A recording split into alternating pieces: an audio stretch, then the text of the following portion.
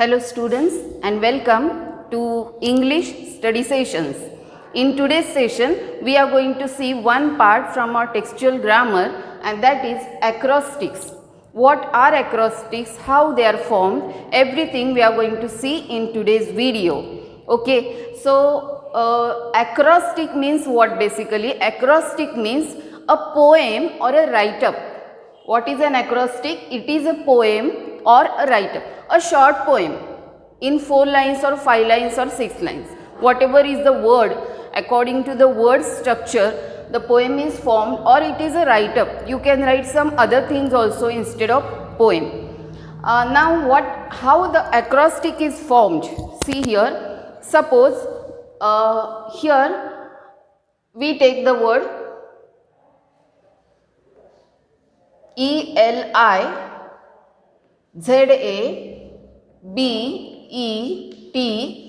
and H. What is the word here? Elizabeth. What is the word? Elizabeth. And according to the structure of the word, for every letter, see here, E, L, I, Z, A, B, E, T and H.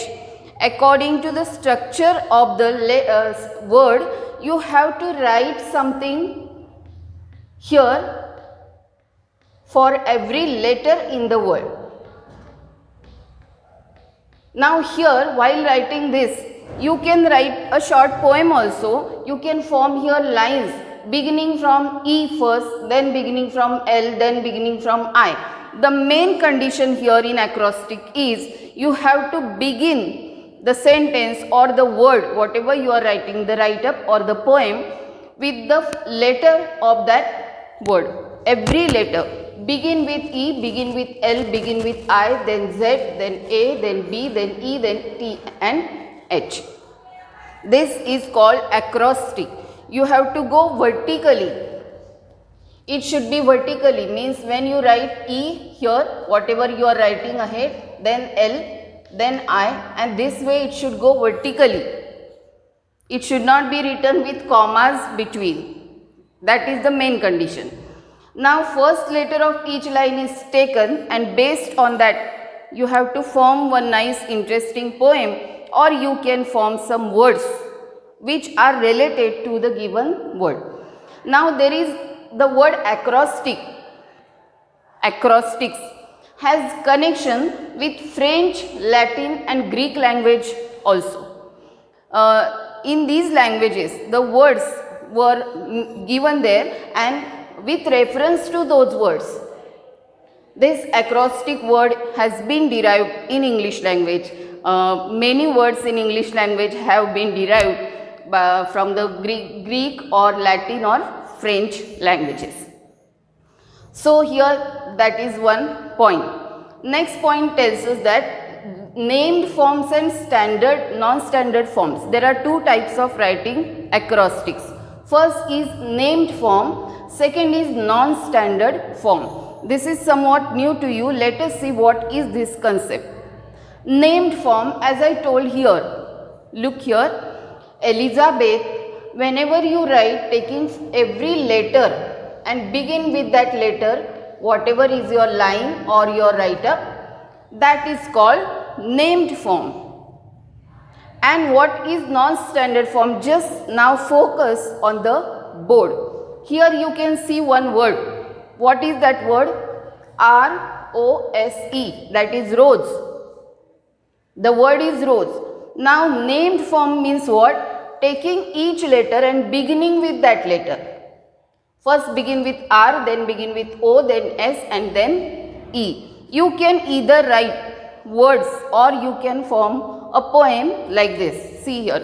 What is this poem? R says, roses are red. See here carefully. This is named form. What is this? Named form. How it is composed?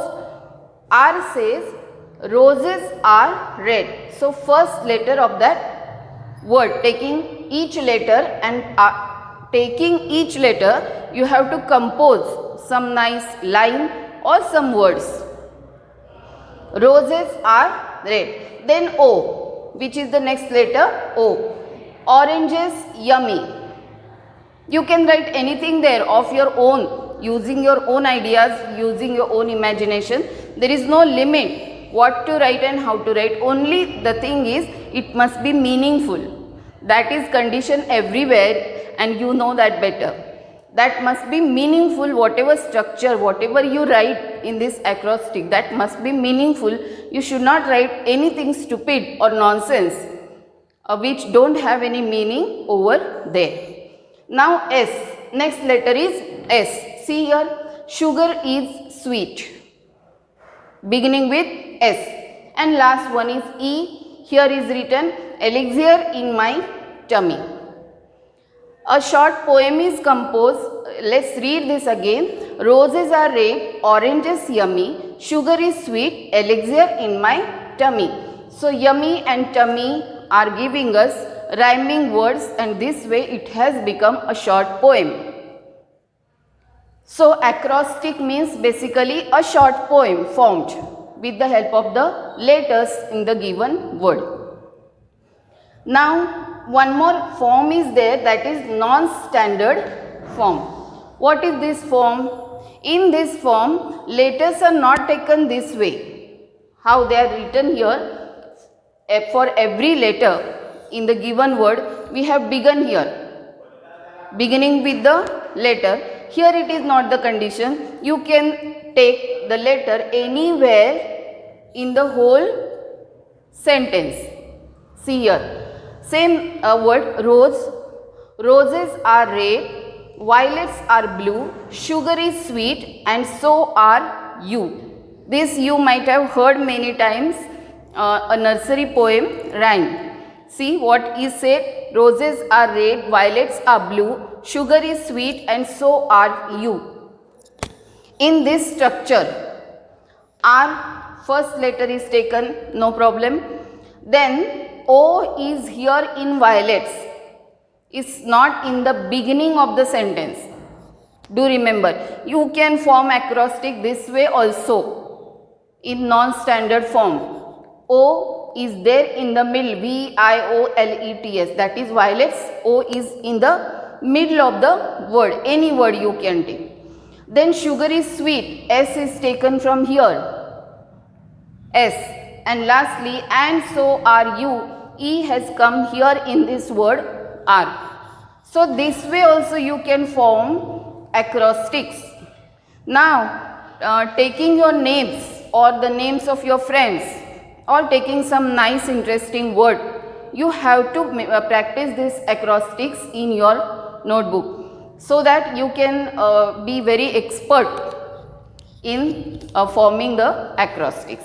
So these are acrostics, short poems or write-ups, and there are two forms, that is standard form, non-standard form. Standard form is also known as named forms, in which the sentence begins with each letter in the given word, whereas in non-standard form it can come anywhere in the middle of the word or at the end of the word or anywhere. But the condition is there must be the letters in the given word.